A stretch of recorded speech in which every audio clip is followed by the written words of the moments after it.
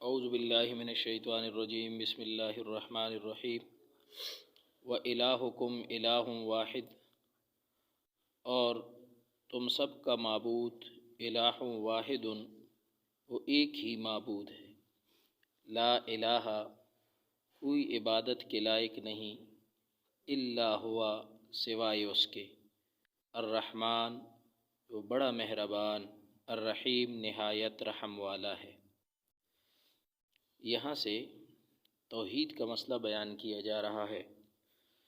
گزشتہ آیات میں ہم نے حضور اقدس صلی اللہ علیہ وسلم کی رسالت کے بارے میں پڑھا، اور حضور صلی اللہ علیہ وسلم کی رسالت میں سے جو اہم چیز کہ وحی کے ذریعے آپ دینی احکام اور شرائع کی تفصیل فراہم کرتے ہیں، اور جس طرح اس میں ایک تحویل قبلہ بھی تھا، تو اس سے متعلق آیات تھیں۔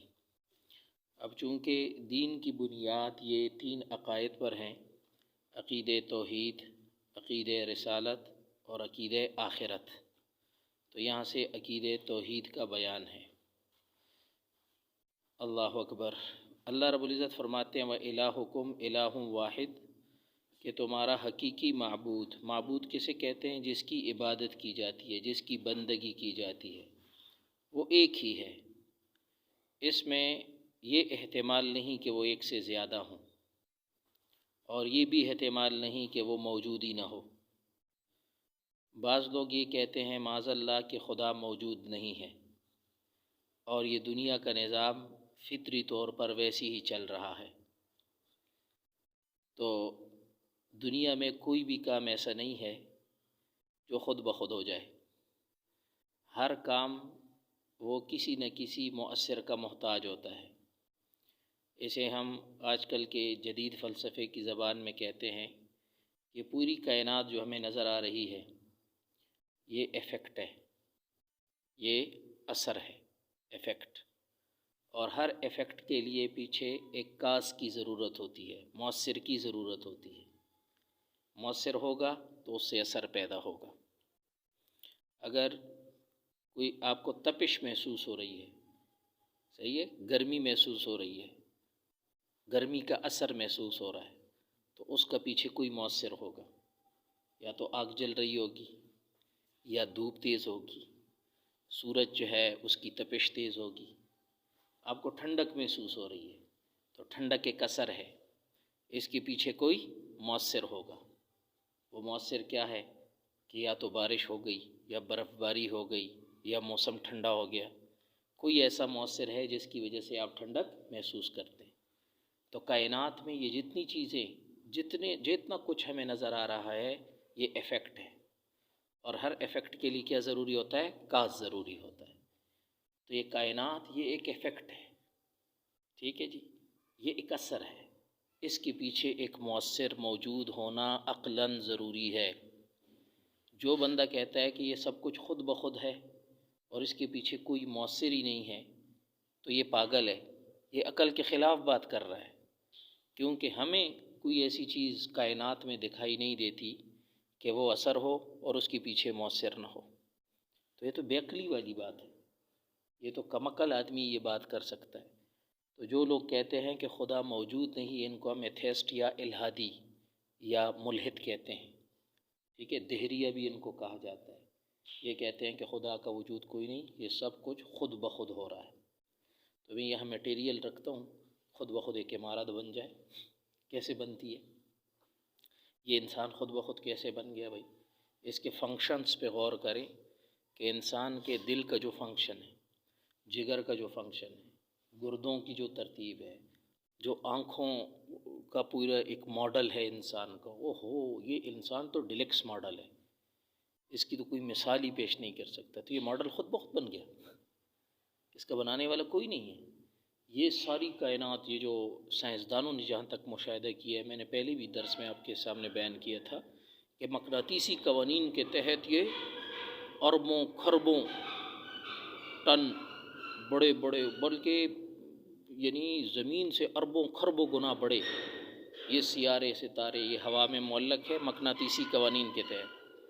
تو یہ کیسے خود بخود جناب ہو گئے جب ان کو کرنے والا کوئی نہ ہو. تو لا محالہ جب انسان اس کائنات میں غور کرتا ہے تو جناب وہ اس بات کی کہ وہ نتیجے پہ پہنچتا ہے کہ اس کو بنانے والا کوئی ہے. عقل کا تقاضا یہ ہے کہ ہر وہ چیز جس پر فنا آتی ہے، جو فنا ہو جاتی ہے، جو ختم ہو جاتی ہے، تو اس کو عقلاء اور فلاسفہ اس کو کہتے ہیں ممکن. کیا کہتے ہیں اس کو؟ ممکن. ممکن کا کیا مطلب ہوتا ہے؟ ممکن ایسی چیز کو کہا جاتا ہے جو پہلے نہیں تھا پھر ہو گیا اور پھر ختم ہو جائے گا، فنا ہو جائے گا. جس چیز پر فنا آتی ہے تو اس کا مطلب یہ ہے کہ اس کی ایک ابتدا بھی ہے. اب درختوں کو دیکھیں کہ درخت ہوتا ہے پھر ختم ہو جاتا ہے، ہزاروں سال بس بسیدہ ہو جاتا ہے، ختم ہو جاتا ہے. ٹھیک ہے جی. ستارے ٹوٹ جاتے ہیں، صحیح ہے جی، اور گھر بسیدہ ہو جاتے ہیں، ختم ہو جاتے ہیں. کائنات میں کوئی ایسی چیز نہیں ہے جس پہ فنا نہ آتی ہو. فنا آنا، ختم ہونا اس بات کی دلیل ہے کہ اس کا ایک آغاز بھی تھا. سمجھ میں آ گئی؟ یہ کبھی شروع بھی ہوا تھا، اس لیے یہ ختم ہو رہا ہے. انسان ہے، ختم ہو جاتا ہے، کیوں کہ اس کا ایک آغاز ہے. صحیح ہے جی. تو جس چیز کا آغاز بھی ہو اور جس چیز کا اختتام بھی ہو اس کو کیا کہتے ہیں؟ ممکن. یہ پوری کائنات جب ہم دیکھتے ہیں تو اس کا ایک آغاز ہے، اس کا ایک اختتام بھی ہے.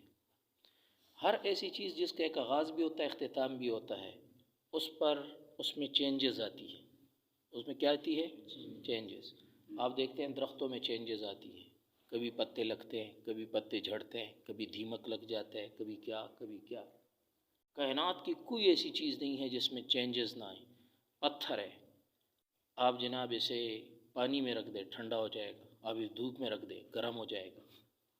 اس کی طبیعت میں بھی چینجز آتی ہے، کبھی گرم ہوتا ہے، کبھی ٹھنڈا ہوتا ہے. ٹھیک ہے جی. آگ میں رکھ دے تب جائے گا، لوہے کو آگ میں رکھ دے پگھل جائے گا. ٹھیک ہے جی. مٹی میں رکھ دے زنگ ہو کے ختم ہو جائے گا، زنگ آلود ہو کے ختم ہو جائے گا. تو ہر وہ چیز جس پر چینجز آتی رہتی ہیں، تغیر آتا رہتا ہے، یہ اس بات کی دلیل ہوتی ہے کہ یہ چیز ختم ہو سکتی ہے.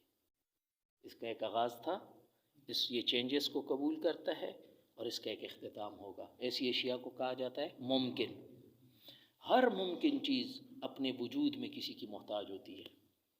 ہر ممکن چیز اپنے وجود میں کسی کی محتاج ہوتی ہے. اب اس کو وجود کس نے دیا ہے؟ یہ دنیا کا سب سے بڑا سوال ہے. ہر عقل مند آدمی کے سامنے یہ سوال پیش ہے، کویسچن مارک. وہ جب دنیا کا مشاہدہ کرتا ہے تو دنیا میں اسے کوئی چیز ایسی نہیں دکھائی دیتی کہ جس پہ چینجز نہ آتی ہو. ٹھیک ہے جی. اور دنیا میں تمام چیزوں کا جب وہ مشاہدہ کرتا ہے، پہلے نہیں تھی پھر ہو گئی پھر ختم ہو جاتی ہے. تو یہ علامات اس چیز کی ہوتی ہے جس کو کسی نے بنایا ہوتا ہے. تو اسے کس نے بنایا ہے؟ یہ بہت بڑا سوال ہے. انبیاء کرام اس سوال کا جواب دینے کے لیے آتے ہیں اور ہمیں بتاتے ہیں کہ بھئی اس کو بنانے والی ذات کون ہے؟ وحدہ لا شریک، وہ ایک خدا ہے. انبیاء کرام اس سوال کا جواب دیتے ہیں. بعض لوگ عقل کے ذریعے اس سوال کا جواب تلاش کرنا چاہتے ہیں. ٹھیک ہے جی. جن کے پاس عقل سلیم ہوتی ہے وہ پہنچ جاتے ہیں اس تک، کیونکہ وہ اس کائنات کا جب مشاہدہ کرتے ہیں تو یہ ماننے پہ مجبور ہو جاتے ہیں کہ کوئی بالاتر ہستی ایسی ہے جس نے اسے بنایا ہے. اب وہ ہستی کیسی ہے اس کی ذات کا تو ہمیں اندازہ نہیں ہو سکتا، لیکن ان چیزوں کو دیکھ کر اس کی صفات کا ہمیں اندازہ ہو رہا ہے کہ وہ بڑی قدرت والی ذات ہے.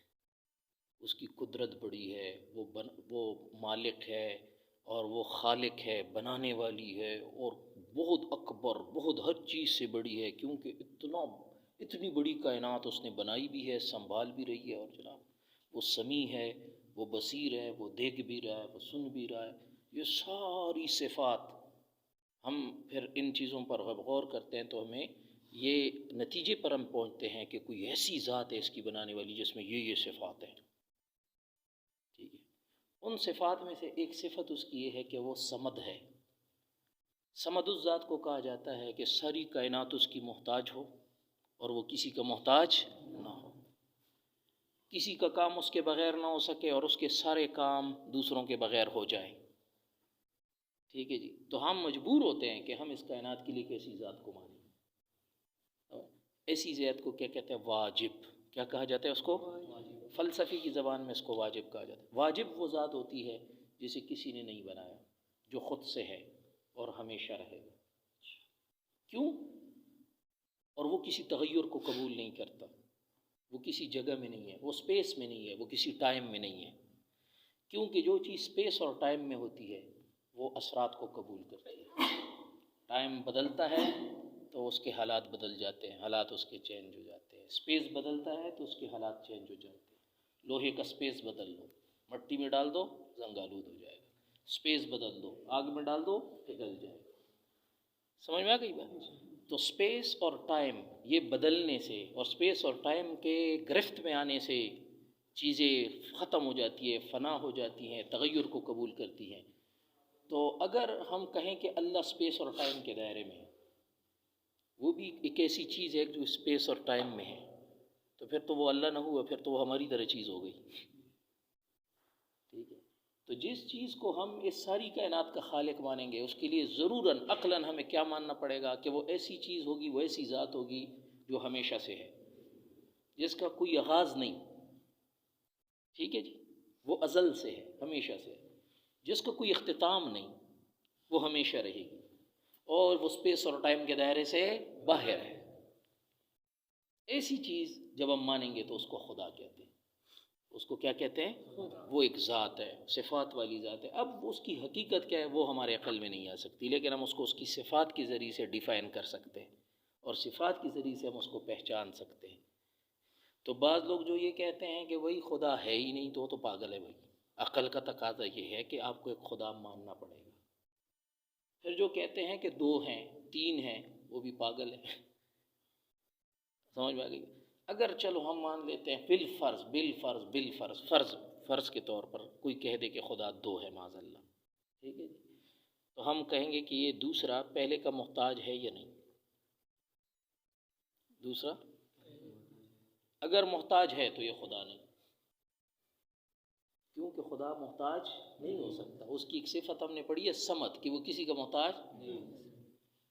سمجھ میں آ گئی؟ ٹھیک ہے جی۔ اور اگر یہ اس کا محتاج نہیں تو پھر یہ خدا نہیں، کیونکہ خدا وہ ہوتا ہے کہ سارے اس کے محتاج ہوتے ہیں۔ ٹھیک ہے جی۔ تو عقل اس بات کا تقاضا کرتی ہے کہ خدا ایک ہوگا۔ اگر خدا دو ہو جائیں تو دوسرا خدا ہو ہی نہیں سکتا، دوسرا خدا نہیں ہو سکتا۔ کیوں؟ کہ اگر آپ دوسرے کو خدا مانیں گے تو وہ پہلے کا محتاج ہے یا نہیں ہے؟ اگر محتاج ہے تو بھی خدا نہ ہوا، کیونکہ خدا تو کسی کا محتاج۔ اگر یہ اس کا پہلے کا محتاج نہیں تو پھر پہلا خدا نہیں، کیونکہ خدا تو وہ ہوتا ہے کہ سارے اس کے محتاج ہوتے ہیں۔ تو لہٰذا جو یہ کہتے رہے مشرک کہ نہیں خدا ایک نہیں، دو ہے، تین ہے، چار ہے، 10 ہے، 360 بت خدا بنا کے انہوں نے رکھے تھے، یہ بھی سارے پاگل ہیں، کیونکہ عقل کا تقاضا یہ ہے کہ خدا کیا ہونا چاہیے؟ ایک ہونا چاہیے۔ تو اللہ فرماتے ہیں وَإِلَٰهُكُمْ، تمہارا جو خدا ہے، تمہارا جو معبود ہے، جس کی تم نے بندگی کرنی ہے، الٰہ واحد، وہ ایک خدا ہے، لا الہ، کوئی الہ نہیں۔ یہ الہ کا لفظ یہ ولہن سے مشتق ہے، اور اس کا معنی ہوتا ہے، اس سے بنا ہے، اس کا معنی ہوتا ہے ایسی ذات جس کی حقیقت میں عقل حیران و سرگردان ہو، اور اس کی حقیقت تک، پوری حقیقت تک کوئی رسائی حاصل نہ کر سکے، ٹھیک ہے، وہ ایسی ذات ہوتی ہے۔ تو اللہ فرماتے ہیں وہ الہ نہیں ہے الا ہوا، سوائے اس ذات کے، الرحمن، جو بڑا مہربان، الرحیم، اور رحم کرنے والا۔ تو اس میں اللہ تعالیٰ نے دعویٰ کیا ہے، دعویٰ پیش کیا ہے قرآن نے کہ خدا کیا ہے؟ ایک ہے، معبود ایک ہے۔